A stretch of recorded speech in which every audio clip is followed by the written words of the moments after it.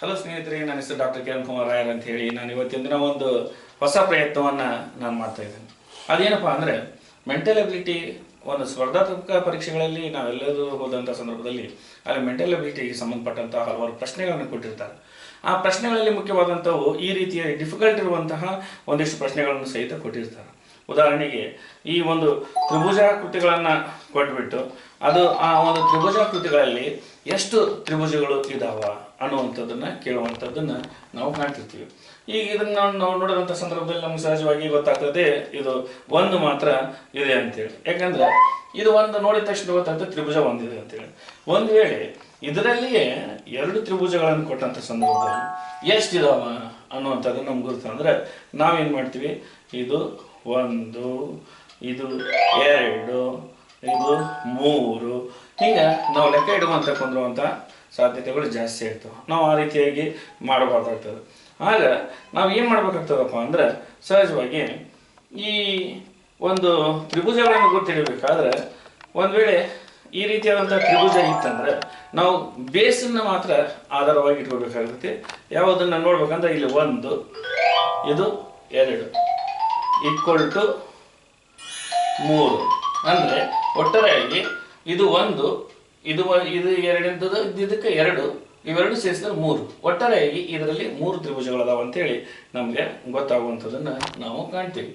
ಇದೇ ರೀತಿಯಾಗಿ ಮೂರಕ್ಕಿಂತ ಹೆಚ್ಚಿಗೆ ಇರುವಂತಹ ತ್ರಿಭುಜಗಳನ್ನು ಕೊಟ್ಟಿರುವಂಥ ಸಾಧ್ಯತೆಗಳು ಹೆಚ್ಚು ಇರ್ತವೆ.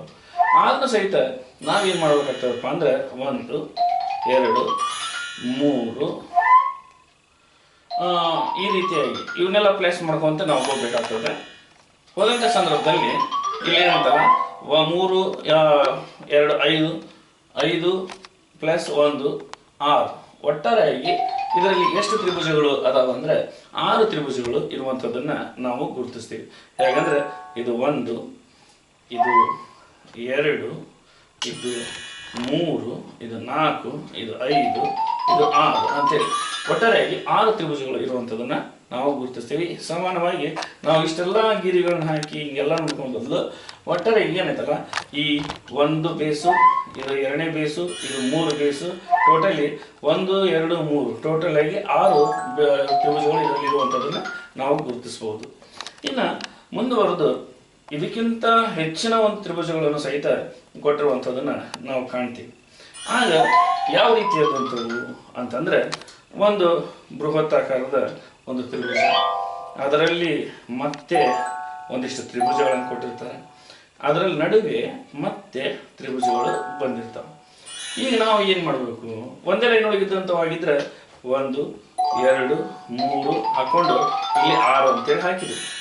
ಈಗ ಮೇಲೆ ಮತ್ತೆ ಬಂದಿರೋದ್ರಿಂದ ಇವನ್ನ ಏನು ಮಾಡಬೇಕು ಅಂದ್ರೆ 1, 2 ಅಂದರೆ 2, 1, ಇದು 3, 6, 3, 9 ಒಟ್ಟಾರೆಯಾಗಿ ಇದರಲ್ಲಿ 9 ತ್ರಿಭುಜಗಳು ಇರುವಂಥದ್ದನ್ನು ನಾವು ಗುರುತಿಸ್ಬೋದು ಅಂತೇಳಿ ಹೇಳ್ಬೋದು. ಈ ರೀತಿಯಾಗಿ ತ್ರಿಭುಜವನ್ನು ಸುಲಭವಾಗಿ ನಾವು ಯಾವ ರೀತಿಯಾಗಿ ಗುರುತಿಸ್ಬೋದು ಅನ್ನೋಂಥದ್ದನ್ನು ಈ ಒಂದು ವಿಡಿಯೋ ಮೂಲಕ ನಾನು ತಿಳಿಸುವಂಥ ಪ್ರಯತ್ನ ಮಾಡಿದ್ದೀನಿ. ಇದೇ ರೀತಿ ಹಲವಾರು ಉದಾಹರಣೆಗಳನ್ನು ನಾವು ನೋಡ್ಬೋದು.